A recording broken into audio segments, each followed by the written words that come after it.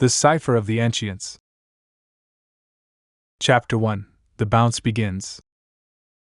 The city of Arcanea, with its labyrinthine streets and shadowed corners, was a tapestry of magic and mystery, woven over centuries of secrets. It was a place where the air itself seemed to whisper of forgotten spells and the cobblestones held the echoes of ancient footsteps. In this city, where the mundane and the magical danced a perpetual tango, I had carved out my existence as a detective, an arcane trickster in a world where magic was as much a part of crime as it was of solution. My half-elven heritage wasn't enough to steady the tremor in my hand or quell the persistent itch at the back of my throat, a yearning for a nice long pull from my flask. I turned my back on Ella, seeking a moment of solitude to indulge in the nectar of the gods, the amber liquid that fueled the worship of my soul, or perhaps was dragging me down to a dark hell. I was certain Ella's sharp eyes caught the motion, even if she was kind enough to keep her observations to herself. Ella was one of the precious few I'd call a friend in this soul-sucking city. A woman whose presence was as enigmatic as the night itself, cloaked in darkness, her attire as intrinsic to her identity as her keen wit and her magic, which cut through the shadows with precision. Tonight, on the hunt for a prize, we found ourselves in the cramped study of a long-forgotten scholar, a room that time had seemingly passed by. Dust motes danced in the dim light that filtered through a single, grime-covered window, casting long shadows across shelves lined with tomes that hadn't been opened in ages. The air was thick with the scent of old parchment and the subtle, lingering traces of magic, like the ghost of a spell long cast. My fingers lightly traced over the scroll we had retrieved from the locket during our most recent adventure.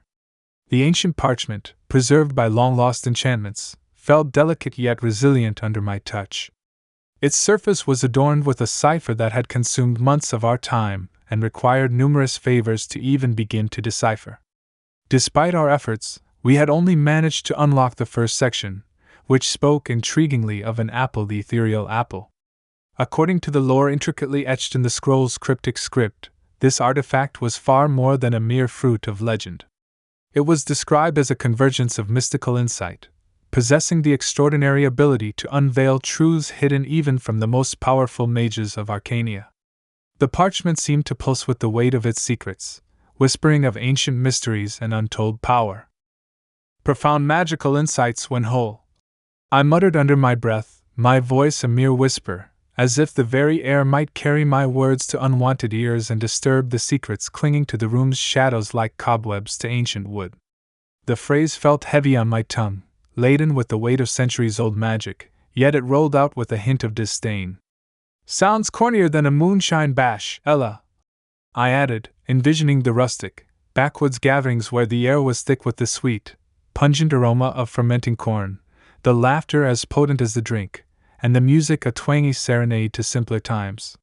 Here, in the musty confines of this forgotten scholar's study, the comparison seemed almost ludicrous, yet fitting in its own peculiar way. Ella, leaning against a bookshelf, her dark clothes blending into the shadows, nodded. Her eyes, always alert, flickered to the scroll. "And we're not the only ones," she said, her tone flat but carrying an undercurrent of tension. "The magpie will be after this, too. After what happened with the locket, he's got a personal vendetta now." The mention of the magpie sent a chill through the room, colder than the draft that seeped through the cracks in the walls. The magpie, a figure as elusive as he was dangerous, had a reputation for collecting magical artifacts with a collector's greed and a thief's cunning. His eyes, hidden behind a mask of feathers, were said to see through illusions, much like the piece of the ethereal apple we were about to seek. My anger flared at his name. "Let him come.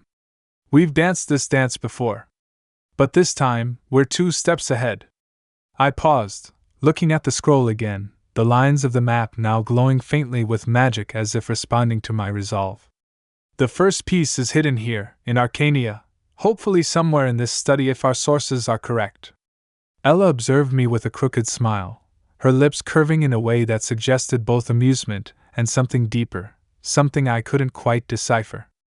Her presence was a silent support, like a comforting shadow that followed me, while her intelligent eyes, sharp and perceptive, hinted at the noble mind behind them, busy sifting through countless possibilities. We need to be quick, Elle, she urged. The crows will be watching. I've already managed to evade a few tonight. They're the magpie's eyes lurking in the shadows now, and they know we're on the hunt for something, even if they haven't yet figured out exactly what. I nodded, my fingers finding a hidden compartment in the desk, a catch that gave way with a soft click, revealing a small, velvet-lined drawer.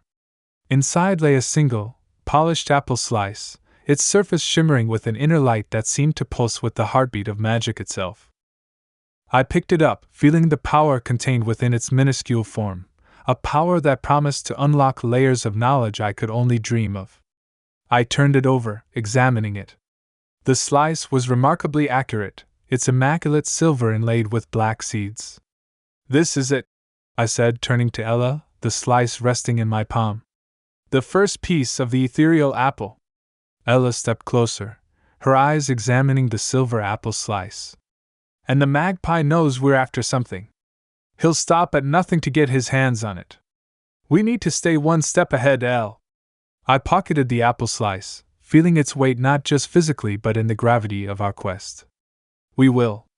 But first, we need to decipher more of this scroll. There's a story here, a history that's been buried beneath Arcanea's streets for too long. As we left the study, the night outside seemed to close in around us, the city's heartbeat a constant reminder of the danger we courted. Arcanea was a city of layers, each one peeling back to reveal another, much like the secrets of the ethereal apple. The streets were quiet, the usual hustle of magic and mischief subdued under the weight of our discovery. Too quiet, I vocalized, my internal turmoil crystallizing into spoken word. Turning to Ella, I realized I was too late as the web spell hit us. The sticky threads, conjured from a scroll by one of the crows, wrapped around us, pulling us down onto the cobblestone street. Before we could react, 3 figures emerged from the shadows, clearly members of the notorious street gang known as the Crows, working under the infamous crime lord, the Magpie. The first, a rogue with a smirk on his face, had just cast the web spell, his scroll now discarded on the ground.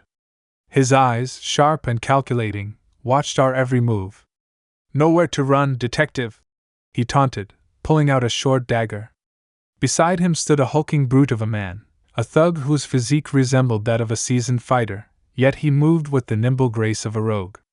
His knuckles cracked ominously, echoing through the tense air, as if announcing the impending violence. His fists were encased in rugged, studded leather, each stud gleaming with the promise of a brutal and painful strike.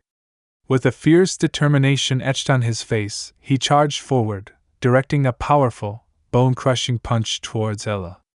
She was still struggling against the gripping, sticky strands of the web, her movements hindered as she fought to free herself.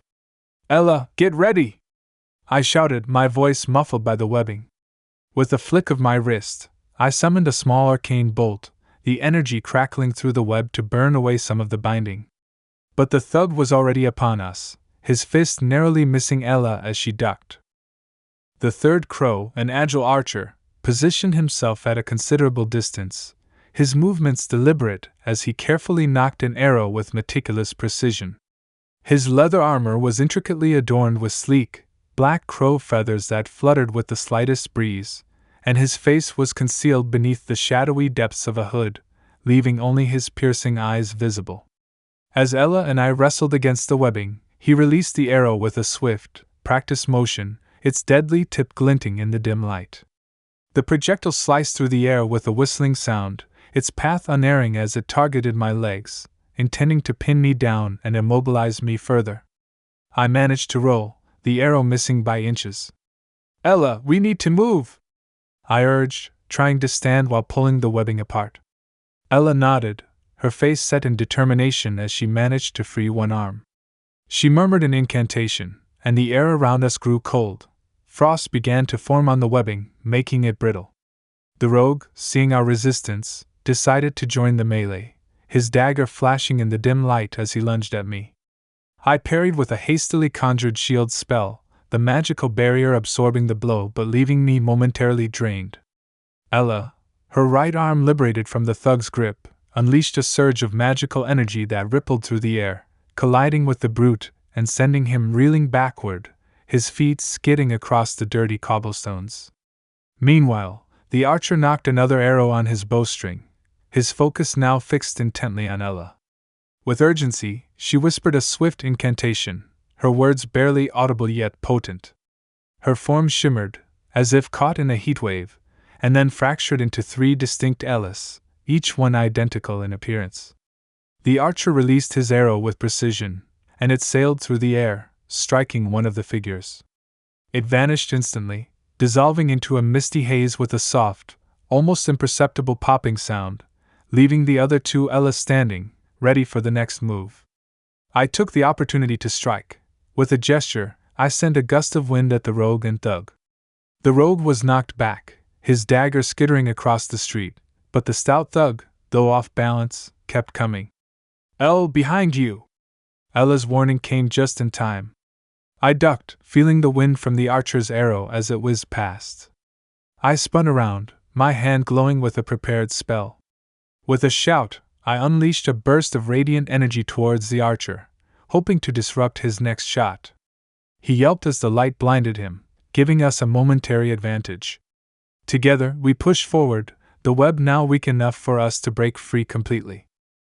The crows, sensing the shift in battle, started to retreat, the rogue picking up his scroll, the thug cursing under his breath, and the archer still rubbing his eyes. Breathing heavily, I looked at Ella. "We need to find a way out of here in case they're going for reinforcements." Ella nodded, her eyes scanning the now empty alley. "Let's move." But in this city, where every shadow could hide an enemy or an ally, I had learned to trust in the dance of light and dark, in the balance that kept Arcanea from falling into chaos. I heard a shrill whistle of the watch who seemed to be chasing the masked rogues. Their outfits, a dead giveaway to their malicious intent, had instantly aroused suspicion from the guard. As we made our way back to my office, the seed's magic seemed to resonate with my own, a synergy that hinted at the potential of what was to come. The night was young, and our journey had just begun. Arcanea was watching, waiting, and so was I, ready to delve into its depths, to uncover the mysteries of the ethereal apple, piece by piece, secret by secret. The first bounce had set us in motion, and now, the real challenge lay ahead. We would collect each fragment, ahead of the magpie who was dancing in the dark without the purloined scroll I literally took from his hand. The game was on, and I, Elradar Moonwhisper, was all in.